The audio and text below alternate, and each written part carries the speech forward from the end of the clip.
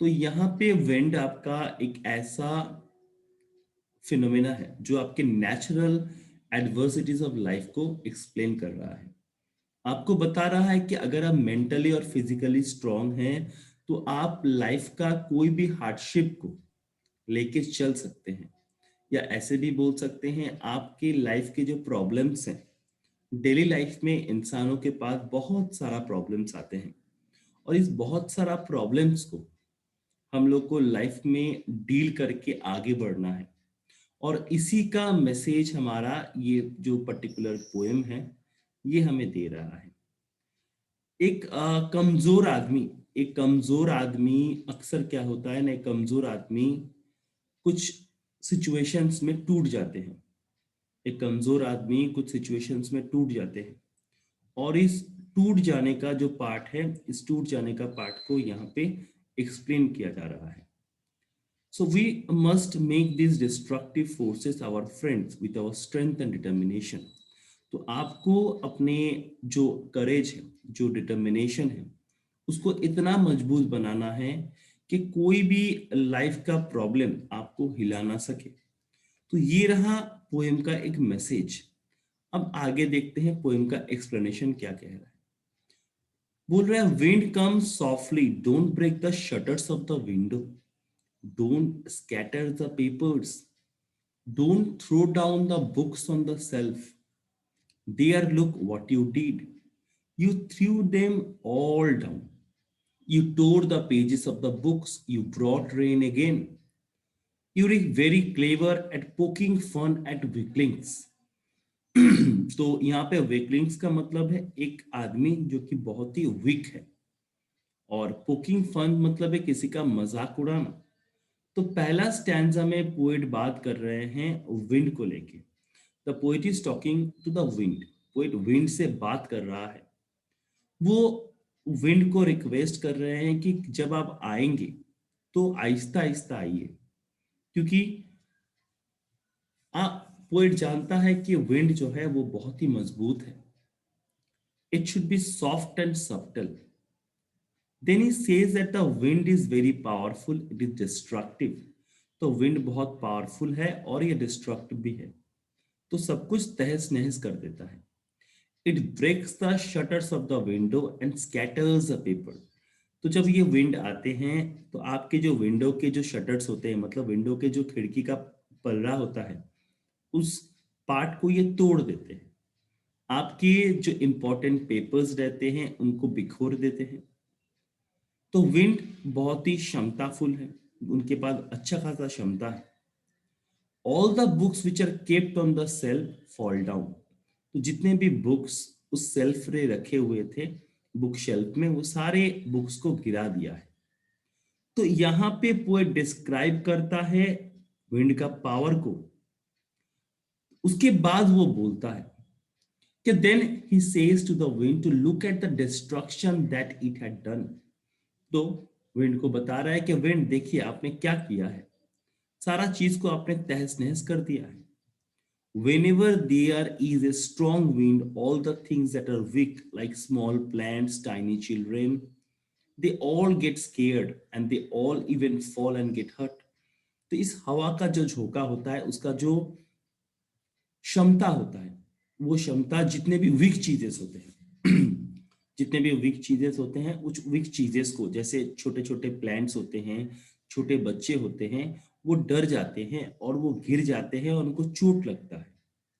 So we can say that the initial part of the poem, the poet is referring to wind as a young child. तो यहाँ पे poet पहले part में wind को एक बच्चे की साथ तुलना कर रहा है। He is saying that it should become softly, just like a small child does. तो जब विंड आता है तो बहुत आहिस्ता आहिस्ता आता है, जैसे एक बच्चा आपके पास आ रहा है। In the latter part, we come to know that the wind is destructive like a witch. फिर उसके ठीक बाद पोएट ये बताने का कोशिश कर रहा है कि विंड जो एक डिस्ट्रक्टिव पाथ है, जैसे आप लोग बड़े हो जाते हैं तो आपके पास क्षमता आता है, और उस क्षमते से आप किसी भी आदमी को, किसी भी चीज को तहस नहस कर सकते हैं। just like a young boy or a young girl who is full of energy, violence and destruction. जब एक नौजवान के जो खून का उबाल होता है, वो खून का उबाल बहुत ज्यादा होता है और उनके अंदर गुस्सा, उनके अंदर क्षमता बहुत ज्यादा होता है। तो एक बच्चा जो कि क्रॉल करते हुए आपके पास पहुंचा है, एक बच्चा जो आपके पास क्रॉल करते हुए पहुंचा है, उसके बाद जब वो बड़ा होता है तो उसके अंदर क्षमता आता है, उसके अंदर वायलेंस आता है, या वो डिस्ट्रक्शन का जो पार्ट होता है, जो तहस नहस का पार्ट होता है, उस पार्ट को यहाँ पे समझाया गया है।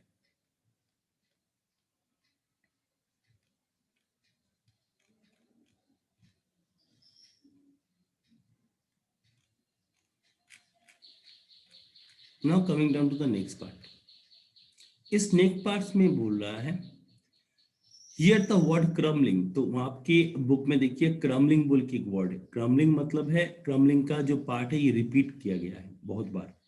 जो क्रमलिंग हाउस इज क्रमलिंग हार्ट्स बोल के, इसका मतलब क्या है? क्रमलिंग मतलब कोई चीज को तोड़ देना। तो crumbling is repeated so many times to lay the stretch that everything crumbles in the face of a strong wind. जब ये strong wind आता है तो सारे चीज को क्या करते हैं ना, ब्रेक कर देते हैं, तोड़ देते हैं। तो राइटर यहाँ पे बोलने का कोशिश कर रहा है कि विंड जो है वो बहुत ही पावरफुल है, और इस पावर के सामने जो वीक चीजें होते हैं वो वीक चीजें टूट जाते हैं। जो घर वीक होते हैं वो टूट जाते हैं, जो दरवाजे वीक होते हैं वो टूट जाते हैं। तो आपके छत के जो बीम्स है, जिससे आपका छत बना हुआ है, जो आपको घर को सपोर्ट कर रहे हैं, ये भी गिर जाते हैं। जितने भी आपके घर के वुडन फर्नीचर्स होते हैं, वुडन स्ट्रक्चर्स होते हैं, वो भी गिर जाते हैं। जितने भी लोग होते हैं जो वीक हैं, वो गिर जाते हैं। तो एक तरीके से पोएट ये बताने का कोशिश कर रहा है कि you should be very very careful about the strong wind. So is saying that everything crumbles, सब कुछ कांप रहा है, टूट रहा है।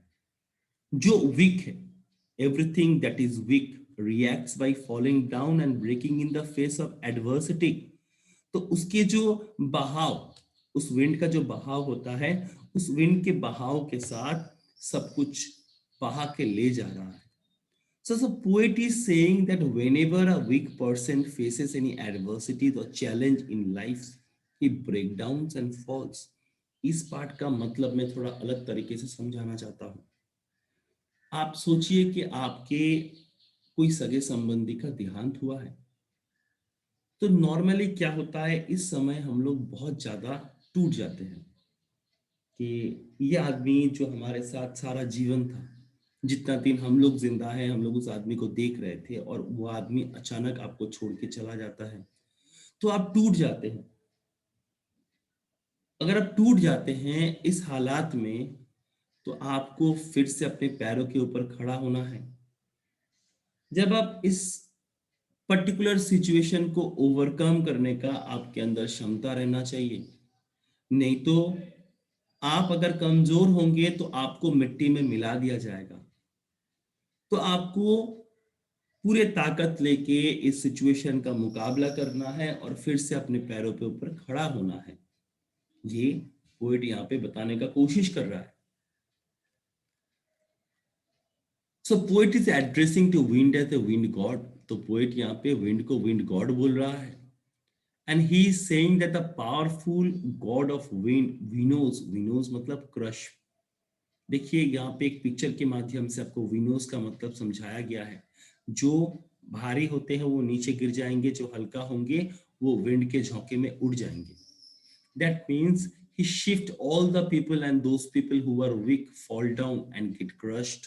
तो जो लोग वीक होते हैं, जो लोग समाज के बहुत सारे अवलंबन होते हैं, बहुत सारे हमारे पर्टिकुलर पार्ट्स होते हैं जहाँ पे हम लोग सिचुएशन को टैकल नहीं कर पाते हैं और हम लोग टूट जाते हैं। तो हम लोगों को इस सिचुएशंस में टूटना नहीं है। इस सिचुएशन में हमको डट के खड़े रहना है और उस प्रॉब्लम का मुकाबला करना है। नहीं तो हम लोगों को क्रश कर दिया जाएगा, मिट्टी में मिला दिया जाएगा. So there is a comparison is made between a wheat and the people. तो इस wheat के साथ लोगों का कंपेयर किया है हमारे पोएट ने.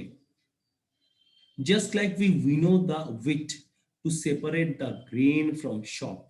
जैसे हम लोग ग्रेन से शॉप को अलग करते हैं, उस तरीके से विंड गॉड सेपरेट करते हैं स्ट्रॉन्ग पीपल को वीक पीपल से. स्ट्रॉन्ग पीपल को वीक पीपल से वो सेपरेट करते हैं. When there is a strong wind, all the things that are weak fall and get crushed. तो जितने भी वीक लोग होते हैं वो लोग गिर जाते हैं, टूट के बिखर जाते हैं और अपने आप को संभाल नहीं पाते हैं. तो इस सिचुएशन में आपको स्ट्रॉन्ग रहना है और उस पर्टिकुलर सिचुएशन को लेके चलना है. क्योंकि लाइफ में आपके बहुत सारे ऐसे प्रॉब्लम्स आएंगे जो प्रॉब्लम्स का मुकाबला आपको करना है. तो आपको इतना मजबूत होना है कि आप उस पर्टिकुलर प्रॉब्लम का सामना कर पाए, ना कि उस प्रॉब्लम को आने के बाद आप टूट के बिखर जाएं. तो आपको इन चीजों के बारे में हमेशा दिमाग में रहना पड़ेगा कि आपको किसी भी कीमत पे आपको वीक नहीं होना है. आपको विंड की तरह स्ट्रॉन्ग रहना है और हर एक पोजीशन में, हर एक सिचुएशन में आपको उभर के आना है. क्योंकि लाइफ एक चैलेंज है और उस चैलेंज को एक्सेप्ट करना आपका सबसे बड़ा जिम्मेदारी है. अगर आप लाइफ को एक्सेप्ट करते हैं, उस लाइफ के चैलेंज को एक्सेप्ट करते हैं, तो ही आप जी पाएंगे. नहीं तो वीक पीपल की तरह जो लोग कमजोर होते हैं उनको मिट्टी में मिला दिया जाता है. और ये पार्ट यहाँ पे बहुत सुंदर तरीके से पोएट एक्सप्लेन करने का कोशिश कर रहा है. He won't do what you tell him. तो जो आप बोलेंगे वो नहीं करेंगे. सो चलिए हम लोग सब लोग मिलके कुछ ऐसा घर बनाएं जो घर बहुत स्ट्रॉन्ग होंगे. So let join the doors firmly, practice to form the body and make the heart steadfast. Do this and the wind will be your friend with us. इस पार्ट का बहुत बड़ा मतलब है.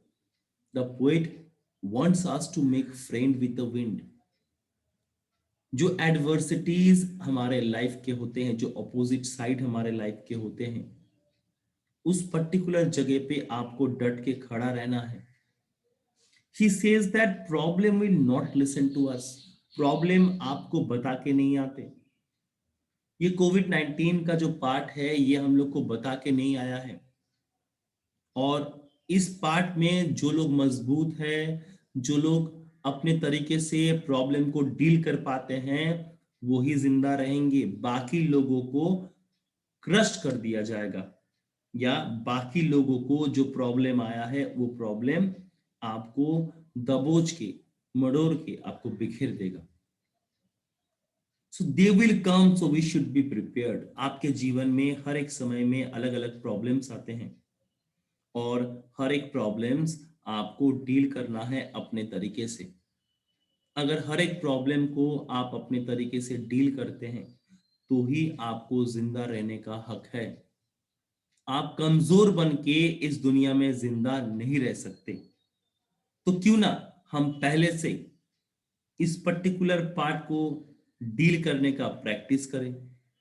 क्यों ना पहले से हम लोग अपने घर को, अपने दरवाजों को इतना मजबूत बना ले कि किसी भी तरीके से कोई भी प्रॉब्लम हम लोग को हिला ना सके. And then he says that we should also make our body strong. तो हम लोगों को अपना जो बॉडी है उस बॉडी को स्ट्रॉन्ग बनाना है.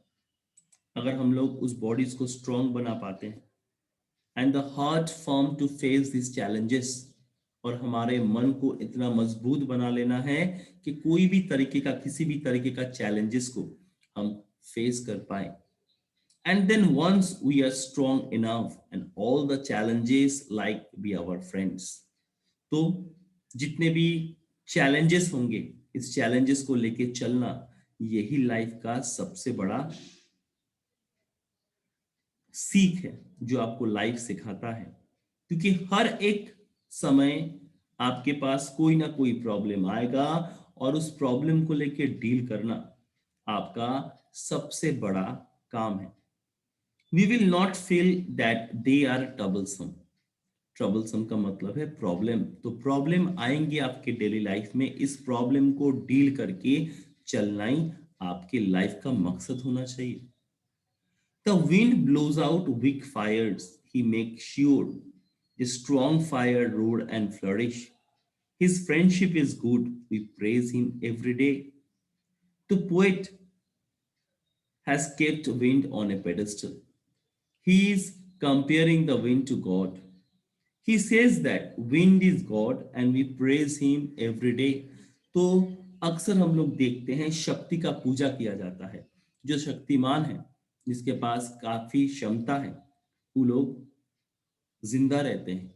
जो लोग वीक होते हैं वो मर जाते हैं। He adds that everything that is weak get finished. तो जो लोग कमजोर होते हैं, जिन जो चीजें कमजोर होते हैं, उनको जीने का हक नहीं है। So off in the face the wind, strong wind, and all the things that are strong flourish and grow to become stronger. जो मजबूत होते हैं वही आगे बढ़ पाते हैं, और वो इस प्रॉब्लम का मुकाबला करते हुए आगे बढ़ने का उनके अंदर क्षमता रहता है। एक इंपॉर्टेंट मैसेज दे रहा है पोएट। क्या दे रहा है? That we should not feel sad और bad that we are facing so many challenges and adversities of life. तो हम लोगों को ये बुरा लगना नहीं चाहिए, क्योंकि लाइफ एक प्रॉब्लम का नाम है, जिसमें कुछ इजी प्रॉब्लम्स होते हैं, कुछ हार्ड प्रॉब्लम्स होते हैं, मगर इनको लेके चलना ही लाइफ का मेन मकसद है। अगर हम लोग इसको लेके चल पाते हैं तो हम लोग लाइफ में आगे बढ़ पाएंगे। अगर हम लोग चैलेंजेस को एक्सेप्ट नहीं करेंगे, प्रॉब्लम को सॉल्व नहीं कर पाते हैं, तो आगे बढ़ने का कोई जगह हम लोग को नहीं मिलेगा। We should make ourself physically and mentally strong to face this challenges. तो हम लोगों को इतना स्ट्रॉन्ग बनाना है मेंटली और फिजिकली कि हम लोग इस चैलेंजेस को फेस कर पाए। And once we are strong enough, और फिर से हम लोग मजबूत बनेंगे और जितने भी चैलेंजेस है लाइफ के उनको ओवरकम करेंगे और आगे बढ़ेंगे। So we will became friends with them, and then we will be happy that we had this challenges in our life. तो हम लोग मजबूत हो जाएंगे और किसी भी चैलेंजेस के साथ लड़ पाएंगे। And that is the main motto of the poem.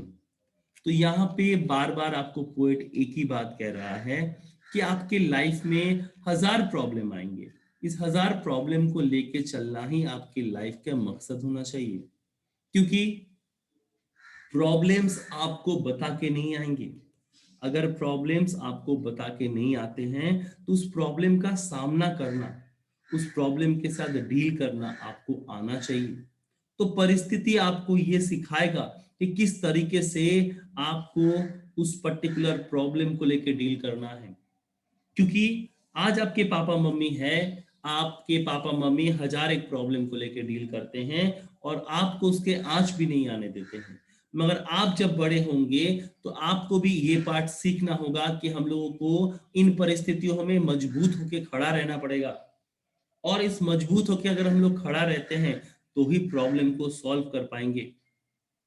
तो आपको प्रॉब्लम के साथ सामने डटे हुए रहना है, उस प्रॉब्लम को आपके ऊपर हावी नहीं देना होना है। अगर ये प्रॉब्लम आपके ऊपर हावी हो जाएंगे तो आपको ये मिटा देगा। तो आपको इतना स्ट्रांग होना है, आपको इतना फ्रूटफुलनेस को आपके अंदर लाना है कि कोई भी प्रॉब्लम आपको हरा ना सके। और ये राइटर बहुत सुंदर तरीके से बताने